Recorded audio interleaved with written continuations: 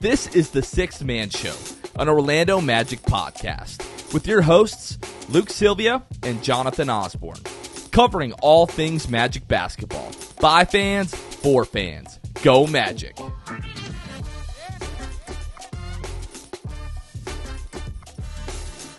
What's going on, Orlando Magic fans? You guys are back with the Sixth Man Show. Today is August 14th, 2023. Jonathan Osborne here, as always, joined by my co-host, Luke Sylvia. Luke, what's up, man? How are you? You know, I just feel like I say the same thing every time, man, but we're a little closer. Football, the air is still so hot here in Florida and humid. I need the air to cool down a little bit because it is always 99 degrees even at 8 p.m. these days.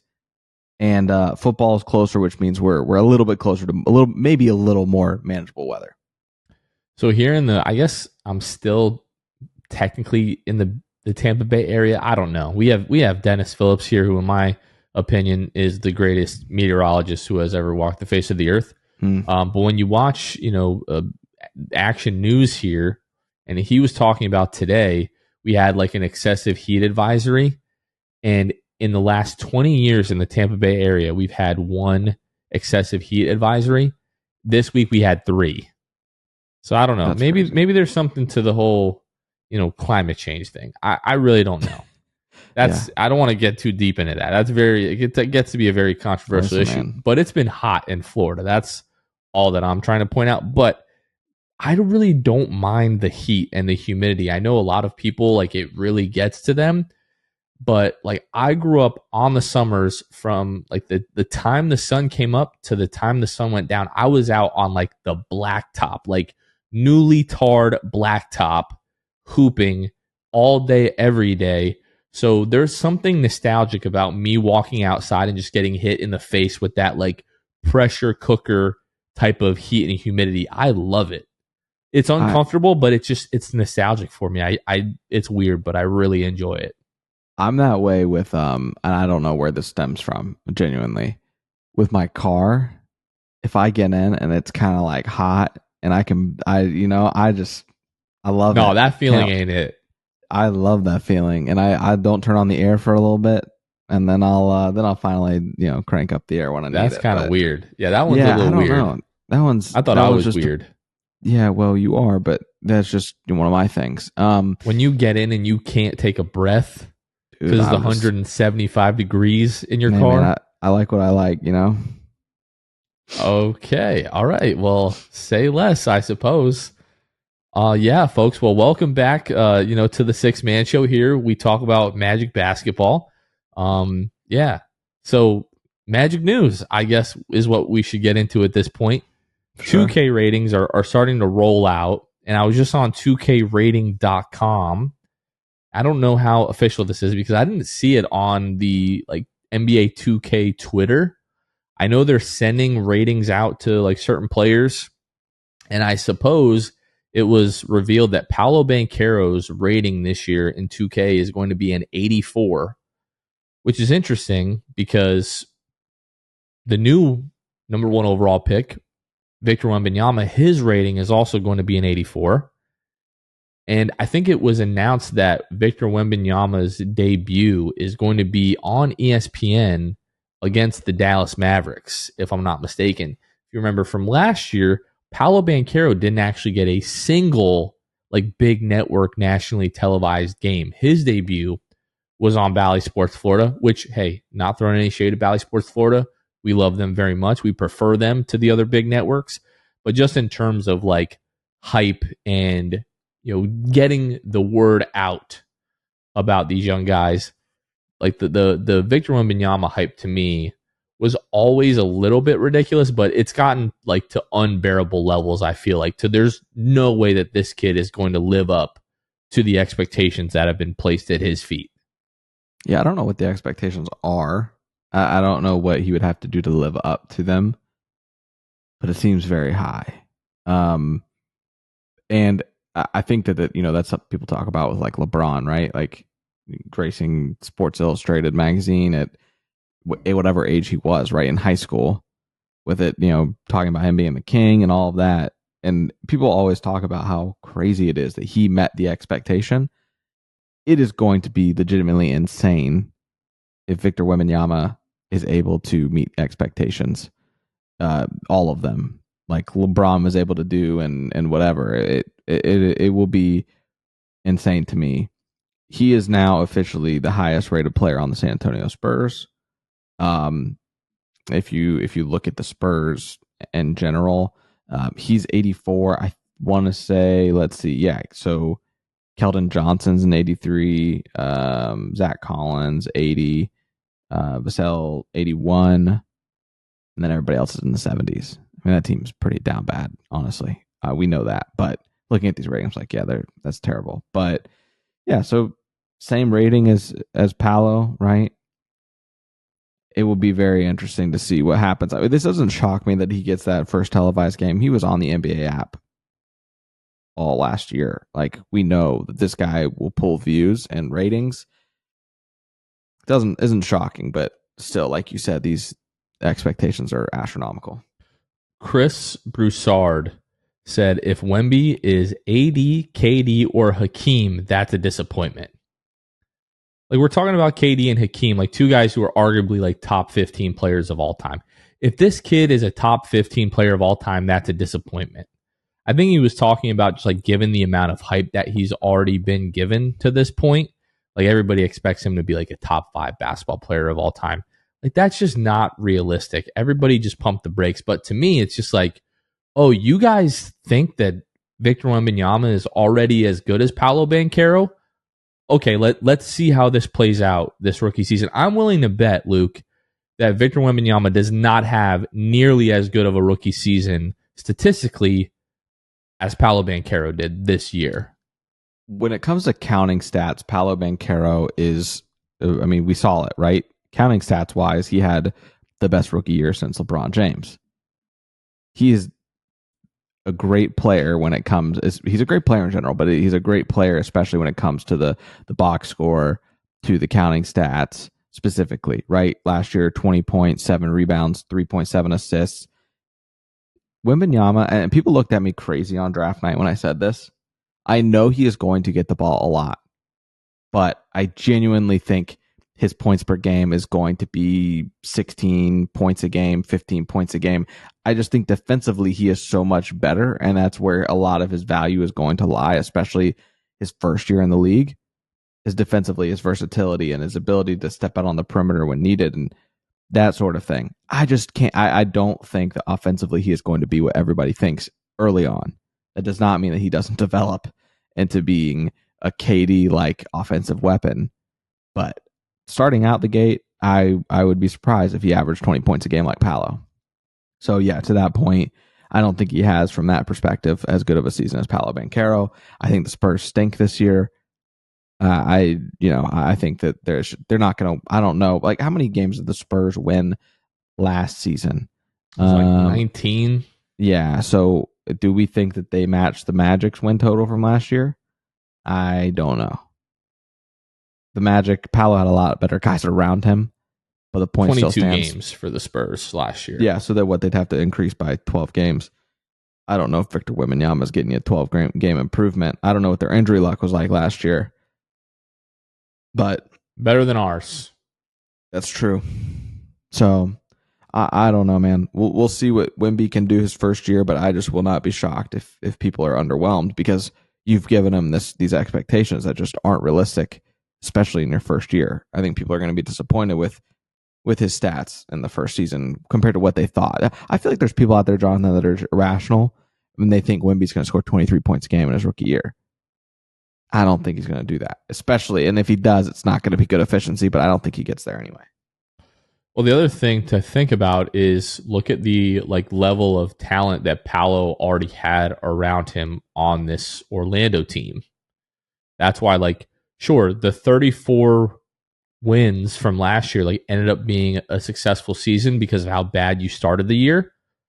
But if the Magic start the year anywhere near a respectable level, they're pretty close to 40 wins last season. That's why a lot of us are hey, this 35.5 or 36.5 win total that you're placing on the Magic for next season is crazy. And hey, why can't they be the 7th seed or the 8th seed next season? Like, there's no Franz Wagner on that team. Like, sure, like Keldon Johnson is like pretty good. Vassell is pretty good. Collins is okay. There's a few other guys on that team that are decent. Like, when you just go top to bottom, Franz Wagner, Markelle Fultz, Wendell Carter Jr., like Gary Harris, like Cole. Even though that team obviously wasn't incredible, I still think it's better than the level of talent that Wemby is going to have around him his first year. And Wemby is very certainly going to be handed the keys from day one. All of that considered, I really don't think we're going to be looking at Wemby's rookie year and be like, wow, no, that's actually the best rookie season that we've seen since LeBron. Like, I think we'll still be like, hey, like, that's how good Paolo was his rookie year. And yeah, like, we expect Paolo to sort of like flirt potentially with an all-star appearance this year, because he is going to be more efficient and score more points and probably have, probably similar rebound and assist numbers, maybe an uptick in the assist numbers, but going to have more wins. And come time for those, reserves to be voted on, if Paolo has the Magic like square in the playoff conversation, come December, January, February of next year, like, you're going to hear Paolo's name on podcasts mentioned as like, oh, hey, I thought about putting this guy in as a East reserve and so on and so forth. So we just felt that was pretty interesting. And this is not Magic related news necessarily. It's more NBA related news for next year. But Shams the other day, what was this Thursday, tweeted out, I've just lost it here, just in opening night schedule for the 2023-2024 season. It's going to be October 24th on TNT. Los Angeles Lakers at the Denver Nuggets, and then the Phoenix Suns at the Golden State Warriors.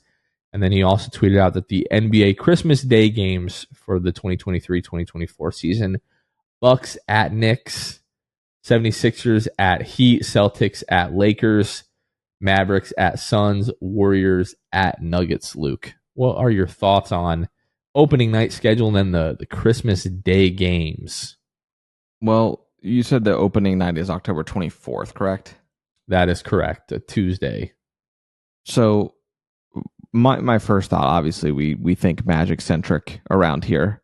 But my first thought is that what you said, which was this means the Magic are probably going to play the 25th or the 26th. Selfishly, I'm hoping we can start the season off with a bang and be playing on the 25th so that it's going to be a late night for us if that's the case, because it's a Wednesday. But I still think it'd be a lot of fun. And we get, obviously, producer Kevin in his role after that game. All of those things, right? We're rolling out everything. It's just the trumpets are coming out. And then that Thursday episode will be awesome. I think it's going to be a lot of fun, especially if the Magic get the win. But that's the first thing I think about. The other thing is that really quick to stop you just right there real fast. I'm just thinking like logistically, all the things happening. Nightmare. Like Kevin, I'm guessing is going to want to be at the home opener, and like we're going to have to record a podcast. We may need to like rent a hotel room and like just stay in Orlando that night and like figure it out from there. Because like everybody trying to get home and record a pod and get that out, and Kevin's doing the post game show. Like, but yeah, it's a lot going on there, right? Yeah, if it's at home, yeah, that's another thing that we need to consider. And we're going to talk a little bit more here about the schedule and kind of what we're hoping for with the schedule. But Luke, what was your second point in talking about that first slate of games? I mean, what is it? Suns, Warriors. That's the late game that night. Is that accurate? Yeah. And then that's the one that I'm really excited about. Lakers, Nuggets. I don't really care. I think the Nuggets are an incredible basketball team led by Jokic and finals MVP, all of that.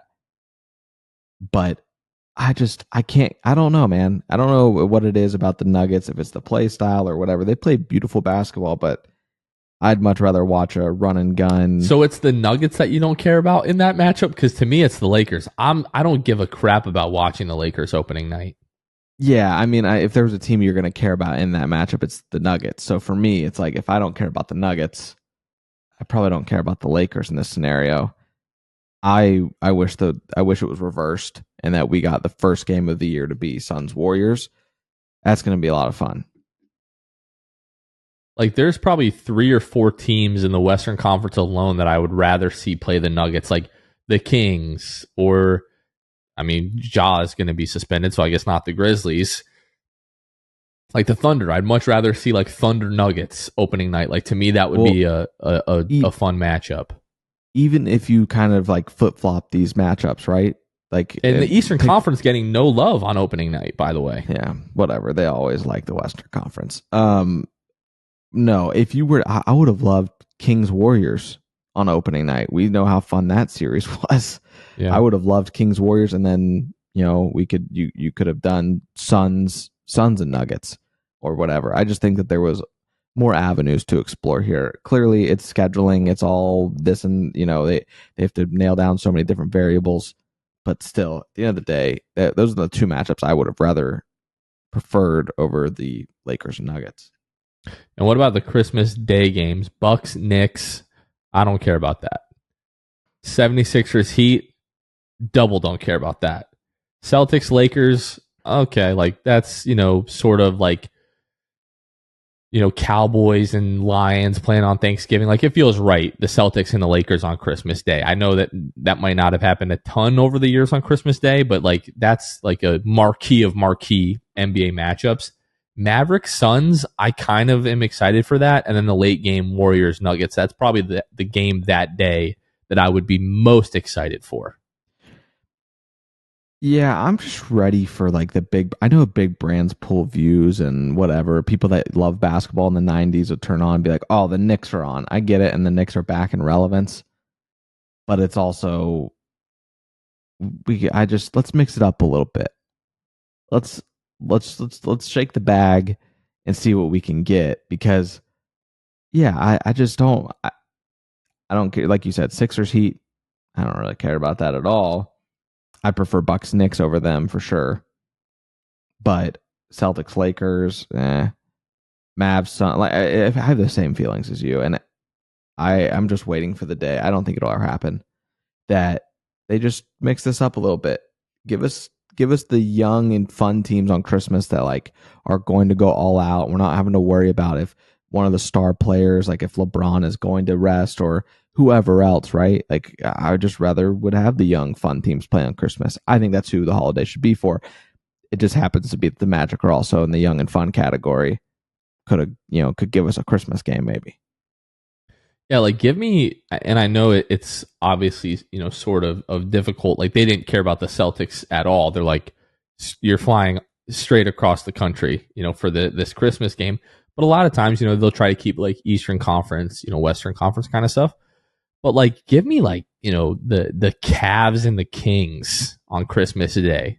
Like, that's an awesome matchup. Donovan Mitchell, De'Aaron Fox, Sabonis, Evan Mobley, and Jared Allen. Like, that would be exciting. Like, I'm sick of seeing these 10 teams play every single year. Like, please mix it up. Yeah. You and I had this conversation about something we didn't like, and I don't remember what it was. But the conclusion that I came to was, it's just not about us. It's about the fans that are casuals, the people that are never. We were talking about the in-season tournament. Yes. So it is about the people, that they need views out of, because they're not going to get ratings and views out of them any other time of the year.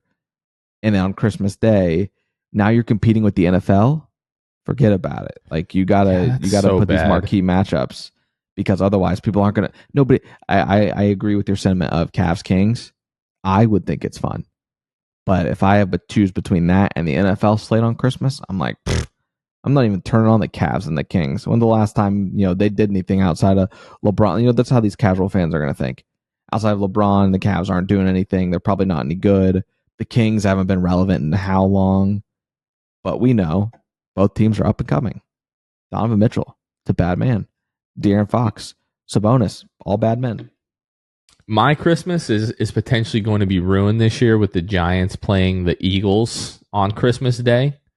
Really not super pumped about that. You know, the last few, like the last decade, the way that Giants Eagles has gone, not super pumped about that. So like any game to get my mind potentially off of that game. You know what? I do believe in my Giants though. They will have a chance to win that game.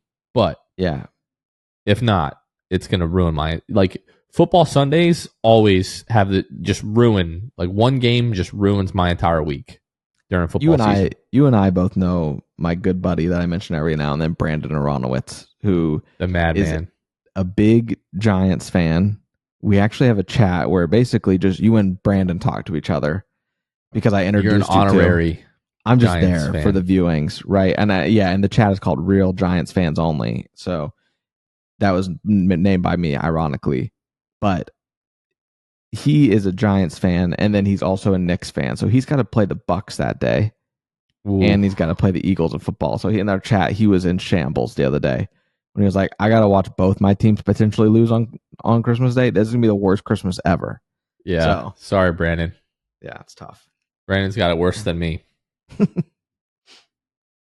We also got news, Luke, that the NBA in-season tournament schedule is going to be released on ESPN's NBA Today show on Tuesday at 3 o'clock Eastern, which is leading to a lot of speculation that the NBA is getting ready to announce the regular season schedule for all 30 teams.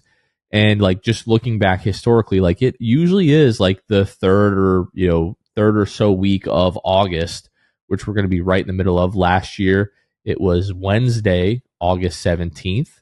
And as you're listening to this, the day that it comes out, August 14th. So we're getting there. Like over the last 5 years or so, it's anywhere from like August 12th to like August 21st. Like, so we're right in the prime window. I think you mentioned last year, before we started recording, you mentioned that Shams announced that the schedule is going to come out like 4 days ahead of time. So we may get a little window, potentially maybe the end of this week, early next week, I would guess at the absolute latest, Luke.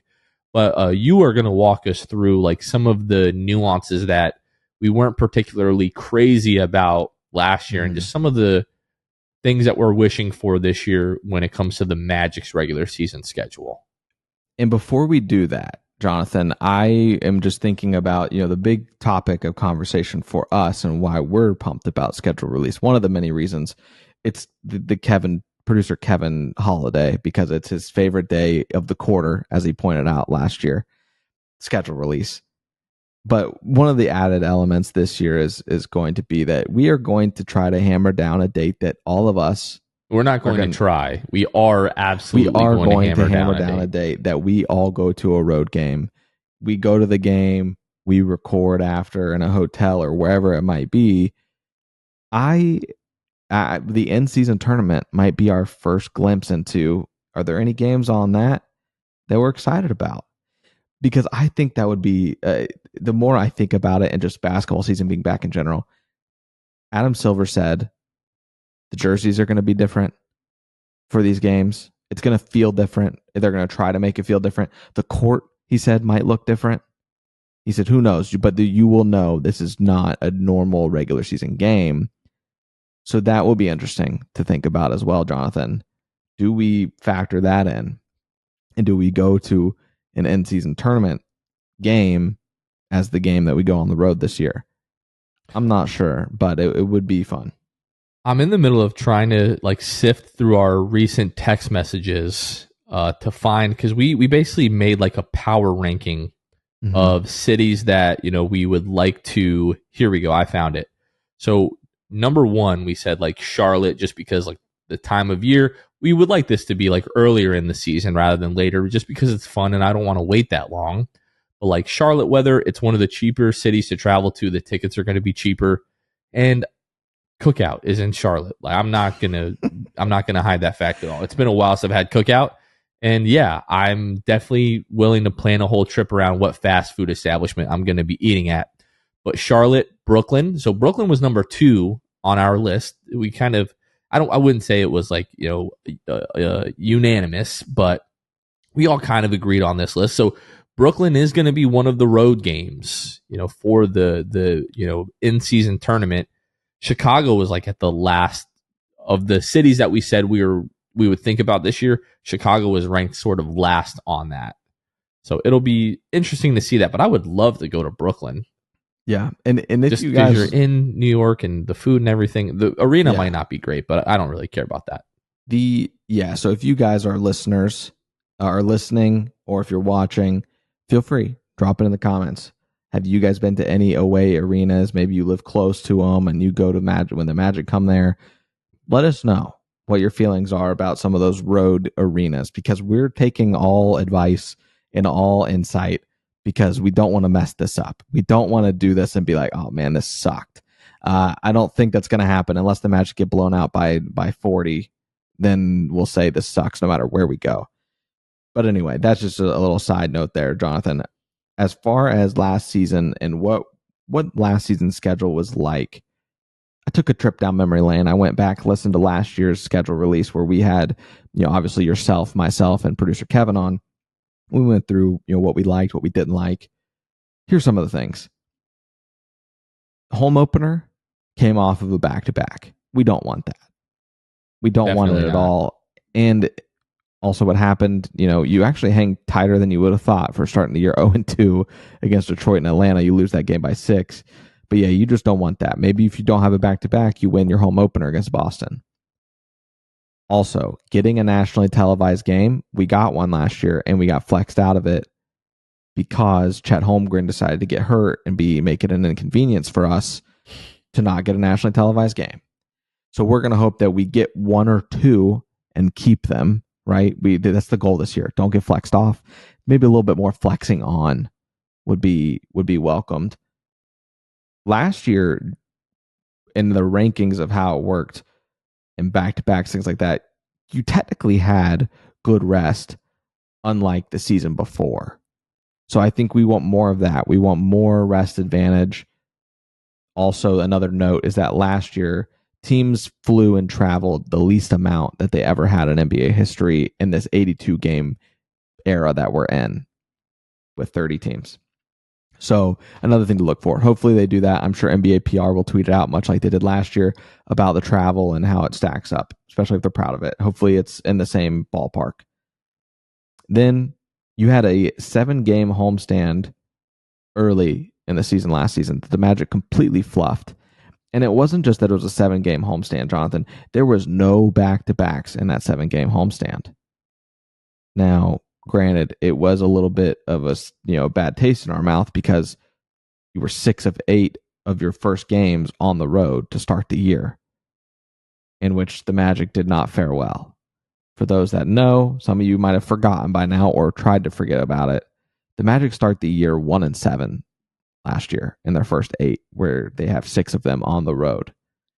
And really the last thing I will add to this, Jonathan, is that Kevin put together, I asked him, as producer Kevin Holiday of the quarter, what is your perfect idea of what the schedule could look like? He said, number 1, obviously, you don't start 6 of 8 on the road. He said your home opener and your last game of the season at home. Last year, your first 2 games on the road, and then your last 2 games also on the road. Complete trash. And he was right about it, right? You go 0-4 in those games. Now, near the end, that was really a lot of tankery the last couple years, games of the year. But the beginning of the season, you weren't healthy. You lose your first 2 games anyway. And then the other thing was there wasn't really a stretch of games that you could get excited about because there was always in there 1 or 2 teams out of 4-game or 5-game stretch against teams that you're like, man, we're just not going to win that game. Win streaks are going to happen, but we want to be able to look at it. Now that the Magic are better, we know that factors into it, right? Who the Magic we're confident they can beat. But we want more stretches of games where we look at it and we're like, Magic could win 3 out of 4 there. Or the Magic could win 4 out of 4, or 4 out of 5, whatever it is. That was really the list that I wrote down based on last year's episode, what we liked, what we didn't like about the schedule, and looking ahead to the schedule that's going to hopefully be released this week, if not early next week. Yeah, I'm just again looking forward to like sitting down and we joke about it, but we get to plan like the next 6 to 7 months of our life finally. Like so much of the off season is like uncertainty. Like it's Wednesday morning and we're like, hey, what are we talking about tonight? Yeah. Like just trying to figure that kind of stuff out.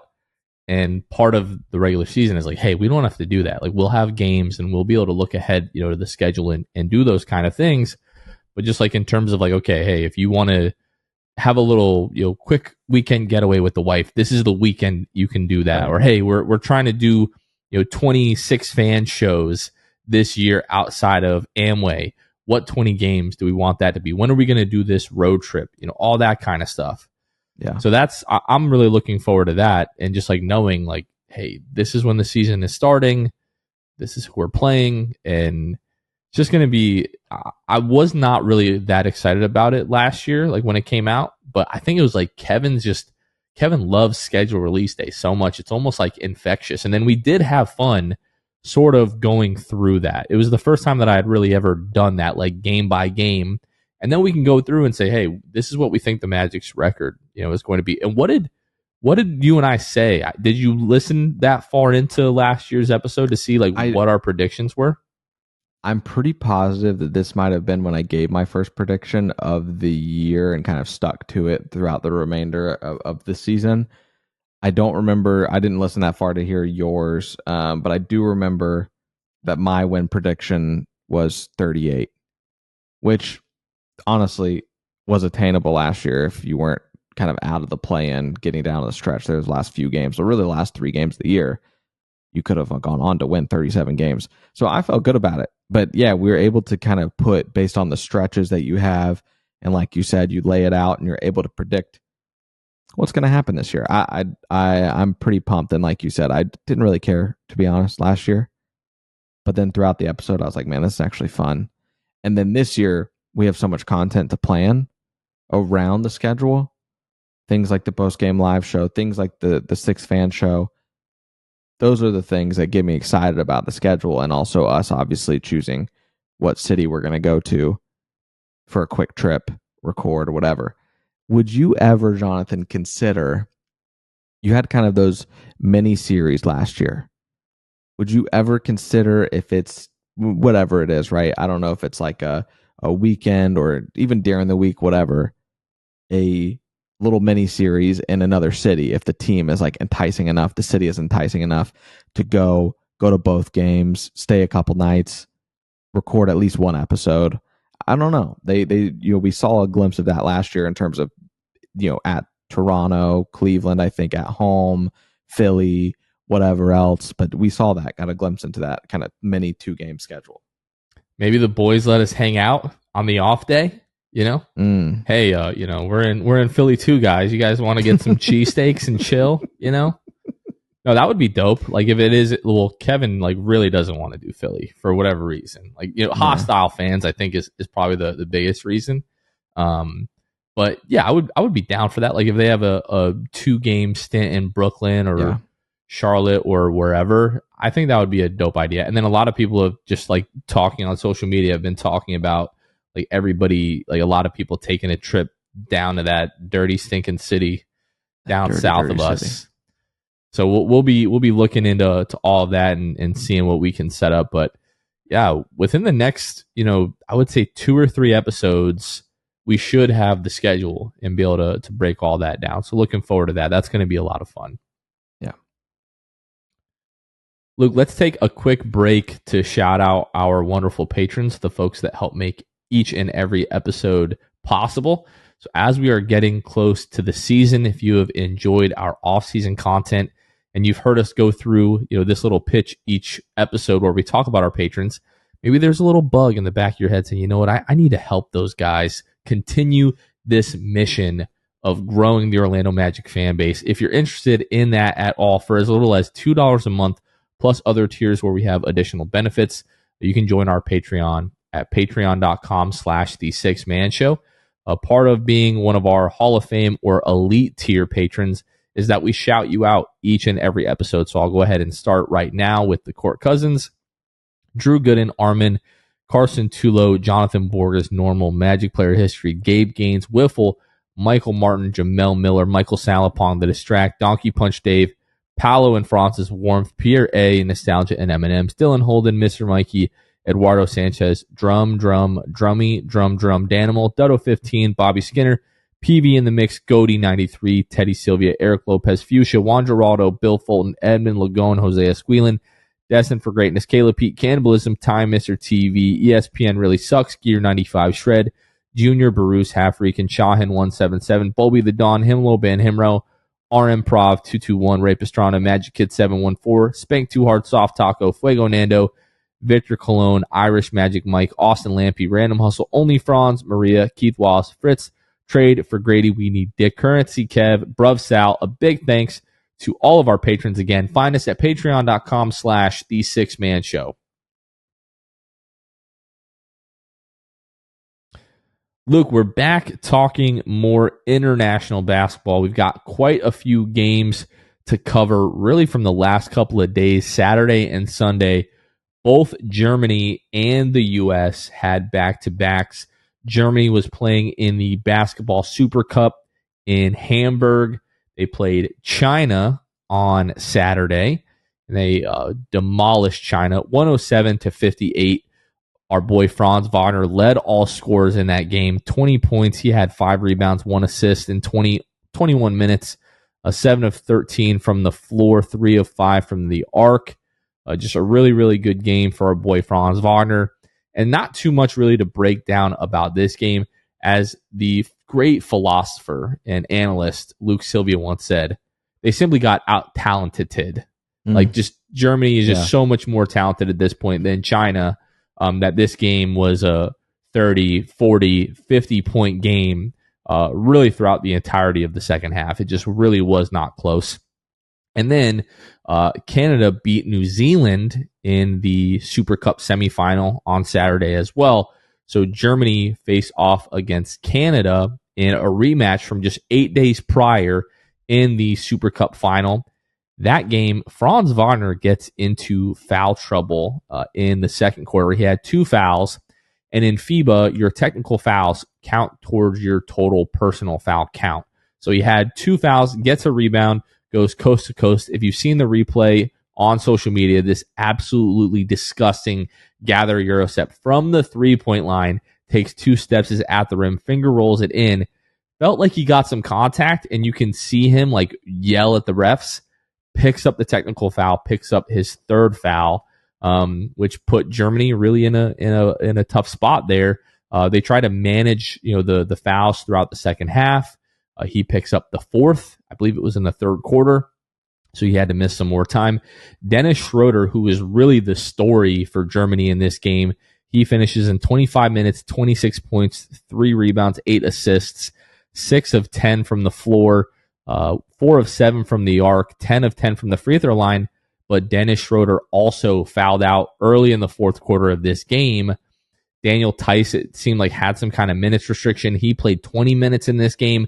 Didn't see a lot of Tice in the 4th quarter, I think, if at all. And Gordon Herbert, the head coach of the German national team, didn't really decide to put him back in down the stretch of this game. I believe Germany had like a 5-point lead with about a minute to go in this game and just totally squandered it away. RJ Barrett hits a tough layup to force overtime.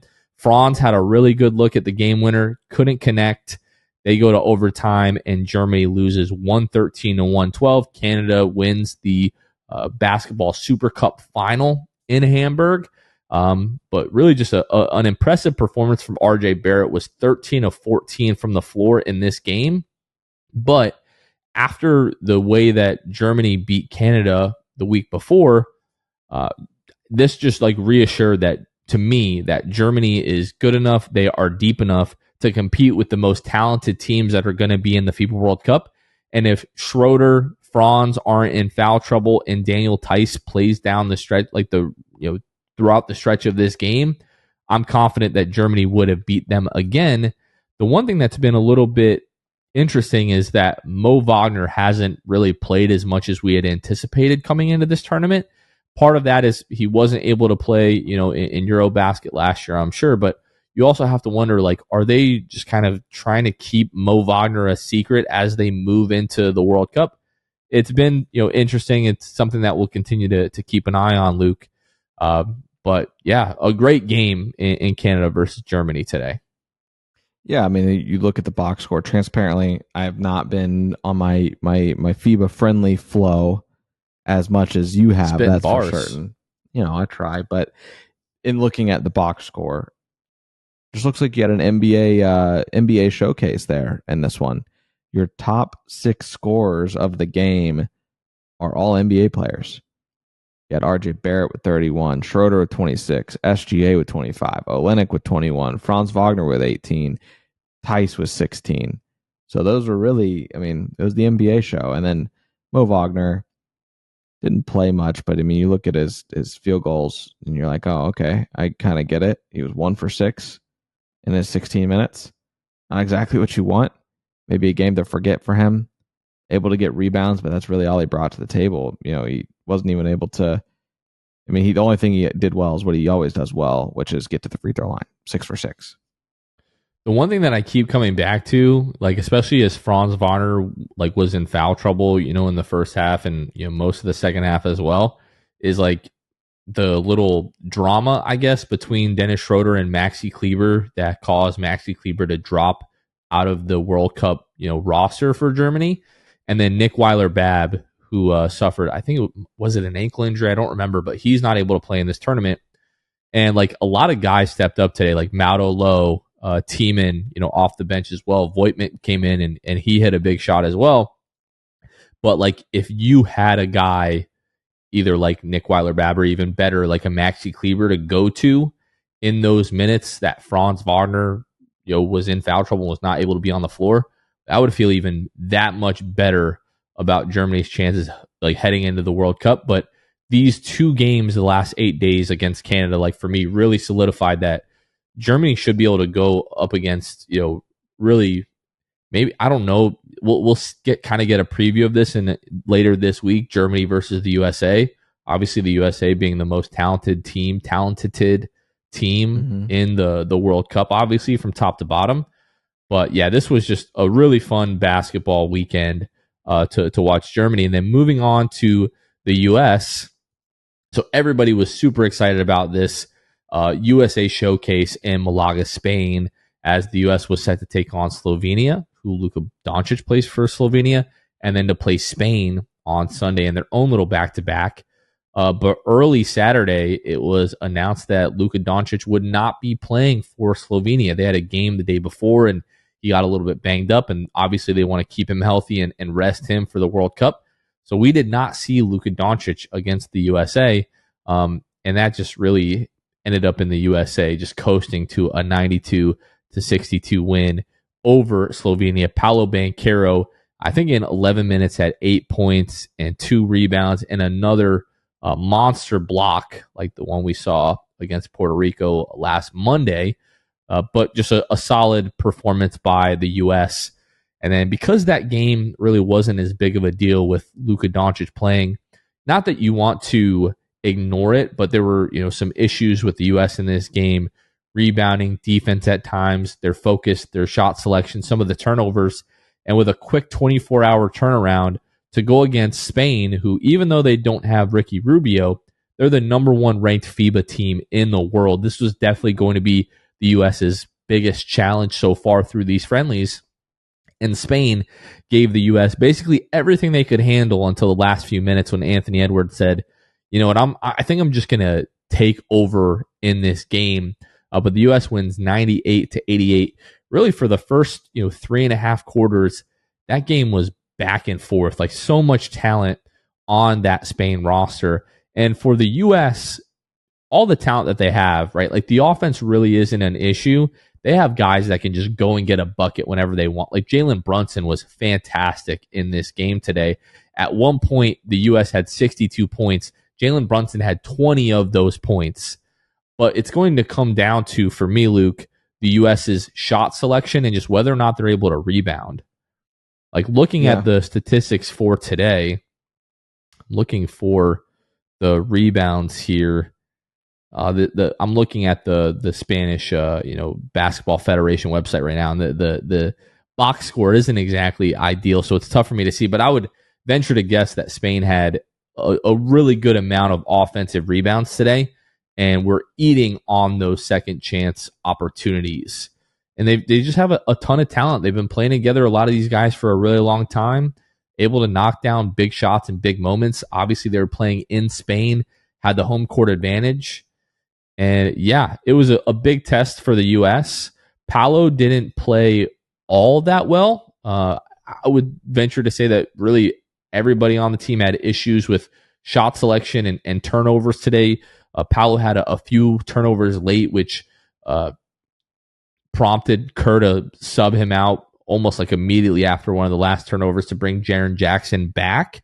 But Paolo has basically like really solidified like being the backup five for this team, or at least it seems that way. He didn't play all that much against Slovenia, and it seemed like maybe they're holding him for this back-to-back where they're going to play Spain. And against Spain, like basically every time Jaren Jackson came out, maybe with the exception of a minute or two, Paolo was the backup five. So he's really going to have a great opportunity to be impactful, especially as this team gets deeper into the tournament. If the U.S. plays to their potential, I'm not saying anything groundbreaking, they're going to run away with this tournament, I think, really because no Nikola Jokic, no Giannis Antetokounmpo. We'll see how Luka Doncic, how he holds up. The big threats are going to be Germany, Canada, Australia. I'm probably Spain as well. So, but if the U.S. like defense has been solid, they just got to figure out like the flow of the offense and rebounding. They can figure those two things out in these last couple of friendly games here. It's gonna be scary for the Stars and Stripes come World Cup time. Yeah, I think the biggest thing for me, just as a Magic fan, is going to see Paolo Banchero's minutes and how they are come actual group play. Right, when it comes to group play, what is Paolo getting?